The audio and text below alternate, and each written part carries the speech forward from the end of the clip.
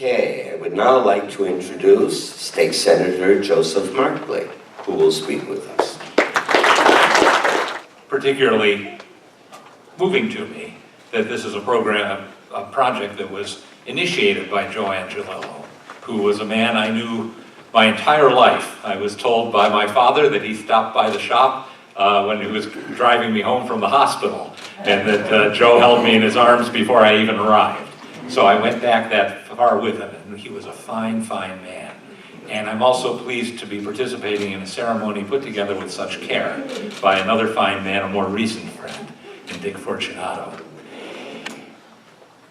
It is an honor to, on this monumental occasion, to address my fellow townspeople and our guests as a member of our state government. I'm native to these parts myself, privileged, as I now realize, to have grown up in Southington, and experiencing now the pleasure of growing old here as well. We may not consider age an advantage, and no doubt its downside is severe, but I find it teaches excellent lessons, and among them is humility. It's right and proper for youth to feel boundless power and potential, to believe that all truths can be discovered and all wrongs corrected. But it is wisdom in age to recognize our weakness as individuals and as mortal human beings. The great G.K. Chesterton said, "The moment you step into the world of facts, you step into a world of limits." Consider the limit of our understanding of the past. History is the study of worlds we can never directly apprehend. It is impossible to go back and live in a different time, to know its facts and feelings, its smells and its savors. The only time travel we experience is personal, one day at a time, in one direction only, from cradle to grave. Truth is, we don't really understand the present either.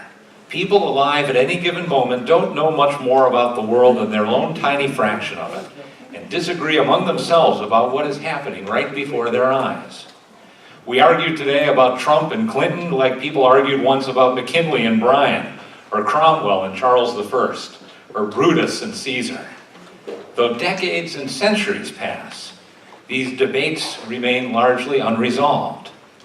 Even those of us gathered here today, in celebration or in protest at the same moment and in the same spot, differ on the significance of the public act we witness.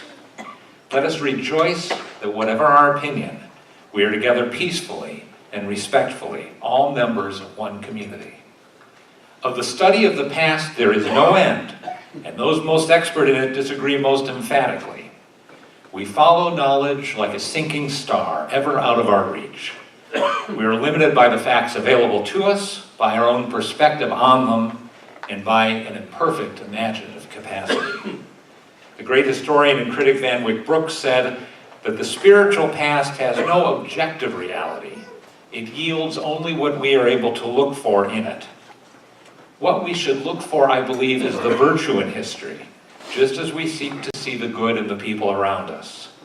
To know that men and women before us were blessed with the talent and determination to do things we barely can dream of, whether it's leading an army or writing a symphony or crossing an ocean, inspires us likewise to strive and not to yield. The figures of our common past prove that others have desired as we do, met obstacles and faced them down. These brothers and sisters in aspiration are examples that unite us, a common language in the form of figures alive in our minds. We reject what brings us together, our icons, our customs, our flag and our anthem, at our own peril. The mystic cords of memory which bind us as a nation should be treasured, not severed. Let us guard against the arrogance of the present, which condemns those who came before us for living in a different world. No great figure stands unblemished, not Washington, not Lincoln, not Martin Luther King, not Gandhi, Luther, or Augustus. The only place where we might find the statue of a perfect being is in our churches, hung from a cross for his virtue. Rather than crucify, let us honor our fellow mortals despite their flaws, for what they dared greatly and did well. I ask you to consider another limit, not mental but physical, an ocean bordering the known world that no person was known to have crossed.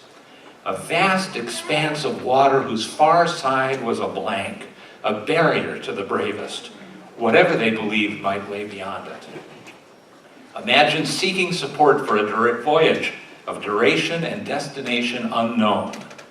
Imagine recruiting and leading a crew for that trip, holding together 100 doubtful men in pursuit of your vision, sailing ever westward, 5 full weeks without sighting land, every day further from home. Today we honor a man who challenged the greatest single barrier in his world and banished it forever, who brought about the inevitable collision and permanent conjoining of the two halves of our planet. This exemplar of explorers, the greatest navigator of his age, an intensely practical man with an otherworldly dream, the father of our American civilization was Christopher Columbus. Of course, he was not the first person on this continent, nor the first European. But Columbus might be said to have discovered America in the same sense that Newton discovered gravity. He made the world aware of what was there all along, the great fact that no one had grasped. Since the time of Christ and Caesar, no person made so profound a difference in history. And as with every great act, inevitably, for both good and ill. His virtue was unwavering courage, an indomitable drive for the horizon that led him to the most consequential discovery we can assign to one man, a new world on our own planet. And along with compass and sword, he bore here the cross of his faith, as his knights who are with us today attest. Sincere in his convictions, his daring and determination make Columbus a special hero to our Italian-American friends who mean so much to Southington. I am proud that our town has chosen to honor Columbus for his achievement at the time when some only wish to condemn him for his trespasses.